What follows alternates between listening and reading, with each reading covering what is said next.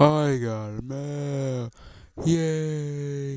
I got a mail. Do not answer this call. This is your rejection ringtone. Maybe the person who's calling just isn't your type. This could mean boring, dumb, annoying, arrogant, or just a general weirdo. Maybe they suffer from bad breath, body odor, or a nasty combination of the two. Maybe they just give off that creepy, overbearing psycho stalker vibe, and the idea of talking to them is as painful as a paper cut to the eyeball. Regardless of why you assign this rejection ringtone to this caller, do not answer this call. This is your rejection ringtone.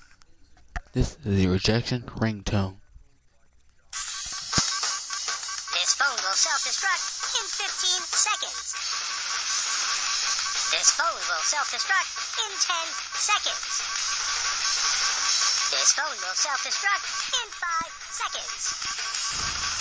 This phone will self-destruct in... Ah, shit.